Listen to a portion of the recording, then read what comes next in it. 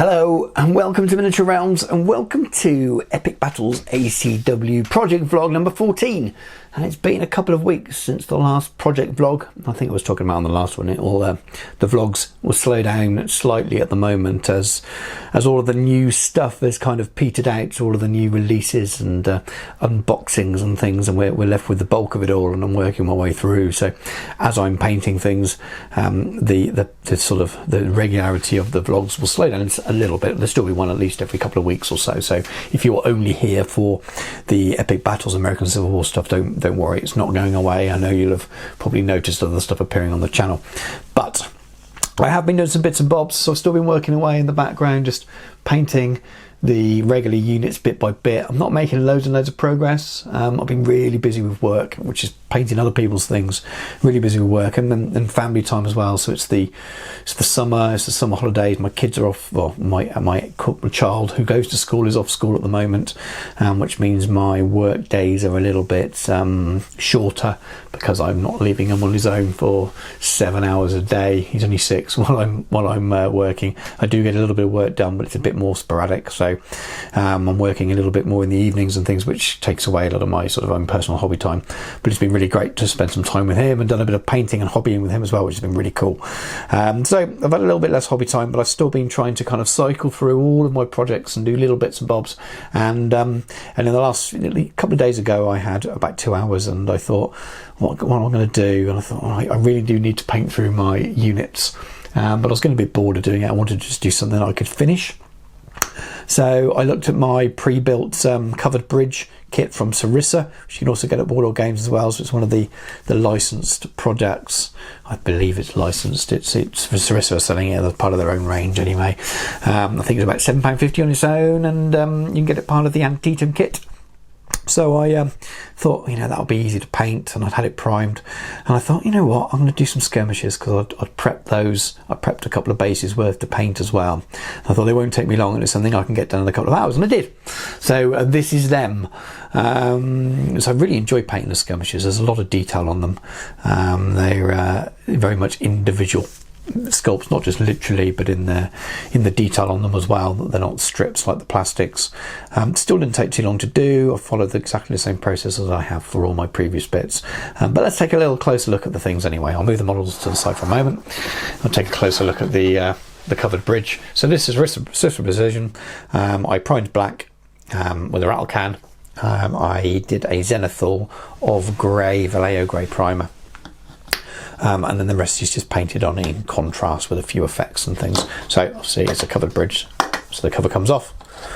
So the bottom is a mixture of wildwood and Cygor brown, and then I've painted in some I think it's camo shade green, just on the wood. Another colour as well, I think, if I can reach across some orc flesh, again contrast paint, just sort of glazed them in and just added a bit of different colour. I don't know if you can see that, but a little bit of different coloration to the wood. It's close to water, obviously, because it's going over a bridge, so I figured that the banks would be wet and damp, and some of that moisture would be seeping up.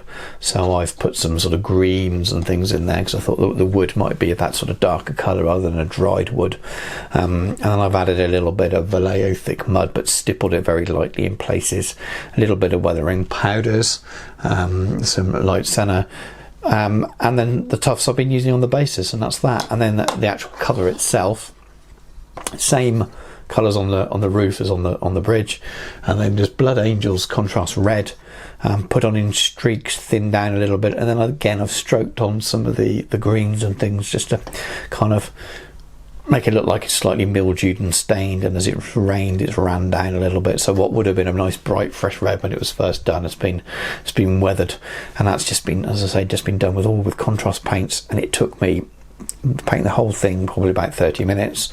Again, a little bit of mud splattered around the edges. I appreciate that's over the edge of the water, but maybe it'll look like some kind of mould or mildew growing on there. But anyway, fits on quite nicely. I don't know what scenarios and things I'd use it in, but I do quite like it.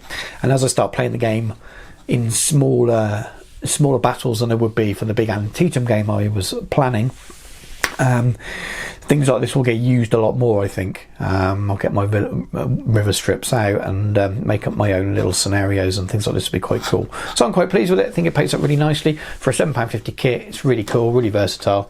You can obviously just pop it off and use it like that as well. And yeah, I think it's one of their better kits, and it's nice, works in its simplicity. And let's have a little look at the actual skirmishers themselves. So here's the first one. So 4 men on a strip. That's as pictured on the boxes as well. I've changed the amount of cavalry I'm using on a strip, but I thought 4 seems nice. You could put 5 on, but 4's quite good, and means they go further. Still not sure how I'm going to use these in game at the moment. I've got 2 boxes or 1 box, 2 boxes I think. So I'm just going to paint up 1 box, fairly generic in each faction. So 1 Union, 1 Confederate, and then I'll just probably use them to signify skirmishes rather than put out skirmishing units, so to speak. So if I decide to put a skirmishing unit out from a brigade, maybe 1 regiment in a brigade is skirmishing, I'll just put a couple of bases out to signify it. I'm not, I'm going to use them as those kind of things rather than massively get into it. But you can get away with not using them, I suppose, if you want to, in games of Black Powder. But I really like them. I think they look really, really nice. But they do, as I said, there's quite a different aesthetic to the ranked up guys, so I'm not going to lose any sleep too much about making sure that they match the units I've already painted. I'll just use them as bases to sling down when I need to. Here's the second stand. As I said, they've used the same methods I have for painting the Confederate infantry before.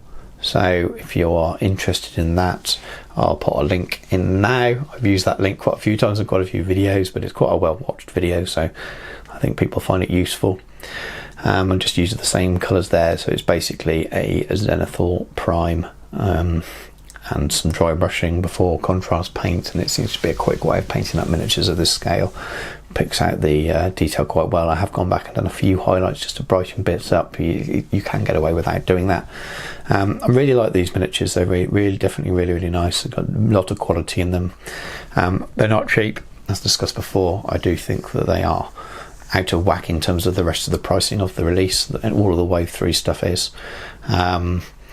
But it is what it is. If you're looking for a cost effective, then there are definitely good alternatives in Callistra and to go to this range, and they're very nice as well. I do prefer the quality of these sculpts, just a personal thing, but I've got them now, I own them, and I'm happy I've got them. It's a fairly short update this. As I said, I've been working away at the ranked stuff, but I have noticed that while we haven't had a release from Warlord Games as such, Sarissa have added to their 15mm North American range, which is the range that Warlord Games are using and selling on their site as well. So they produce the kits that came with the starter set. And I was just scrolling through the other day, and I noticed that they've added a lot more. And the prices, as far as I can tell, are the same on both sites. But Sarissa do some bundles where you can save a little bit of money as well. And in terms of European and worldwide shipping, I'm not sure whether Sarissa are cheaper than Warlord or offer any differences in terms of minimum order and things. I'm not sure, but I was quite impressed with some of the stuff that's out now. Like some of the stuff, as we have covered on previous reviews, maybe isn't quite right. I wasn't a big fan of the Triple Arch Stone Bridge. I think the kit was fine, but it's clearly repurposed 28mm World War II kit. The actual instructions that came with it had that on there, and it was clearly just too wide. You can almost fit 2 bases. I think it's about 8, not quite 2, it's probably about 100mm wide, which just in terms of scale, where it means it's like London Bridge, doesn't it, rather than something like this. But anyway, there's quite a few different things added. Warlord are now selling the Ironclad and the Monitor Ironclad that are made by Sarissa, and they're £12.50 and £10 respectively. And then you can also get all these newer, smaller buildings. There's a North American cabin. There's 2 of them. They're only £4.50 each. There's well, that's actually another cabin which is £5, and there's a shack which is only £4, and then there's a couple of planked houses, £7.50 and £8, and then a couple of planked houses with kind of verandas. I think one of them's called a mansion, so there's £8.50 and £12.50. I think they're really nice. There's even a North American church, they're only £8. So I don't know whether to get all of these or not. I already have quite a range of things, but there's definitely some things that I don't have covered. And as previously discussed, depends on the size of the game that I'm planning on playing.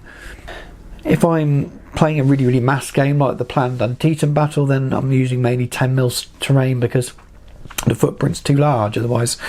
And these are very good 15mm scale buildings. And if you use other miniatures, other 15mm scale American Civil War, then I'll definitely recommend them. But if I'm playing slightly smaller battles with less on the table, then these buildings are beautiful. They go together so well, and they paint up so nicely as well. So some of these are really, really nice. I'm really, really tempted to do it. And it'd be a very, very cheap way of making up a small town area. So if you wanted to fight a battle that had a town in it or near it, and you wanted a number of buildings, when you're paying £4, £5, £8, £10 a building, you can get a decent number fairly, very quickly. Just thought I'd bring that up because I didn't know about it until I went onto the Warlord page. I get emails from Sarissa when things are released, but I didn't see those, so maybe that's yet to be advertised. You can actually pay £57.50 from Sarissa, which gives you a £5 saving, and you get all of those new buildings. So it's the 15mm North American towns set, and you get that mansion, the house with the veranda, all of the small houses, the shack, the church, all in one pack. I just think that's really, really good.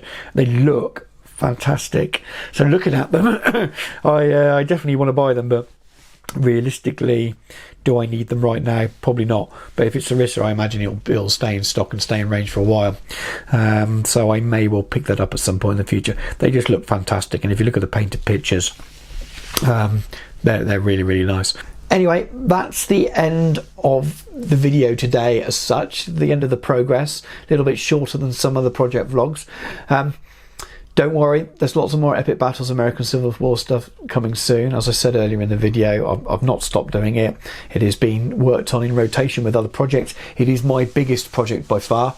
And to keep myself from going insane, it's nice to dip into painting the odd bolt action tank, for example, or painting the odd Wars of the Roses 10mm base and things.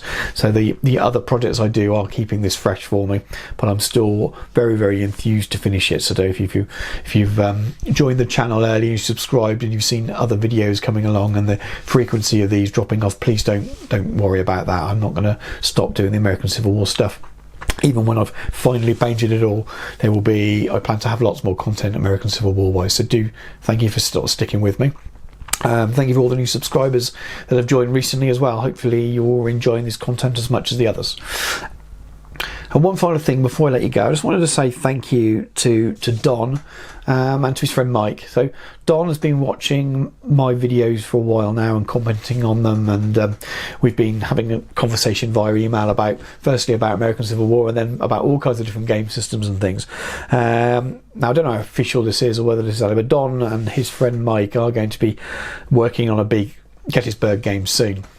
For something next year, and they went on a bit of a research trip. They went up to Gettysburg, and they went to Antietam as well, and did the research, sort of drove around and visited the battle sites, as many people do, and took lots and lots of photos. Now Don's been really, really kind and taken loads and loads of extra pictures of Antietam, knowing that I'd be interested, and shared them via email with lots of notes and descriptions and stuff, and it's been absolutely fantastic. And then it's what I love about doing this YouTube stuff and chatting with the people who watch my videos and you as a community. It's a little bit harder to do in some ways. I'm a small channel, I can't sort of send messages to people and things, but it's really, really nice to engage in the comments.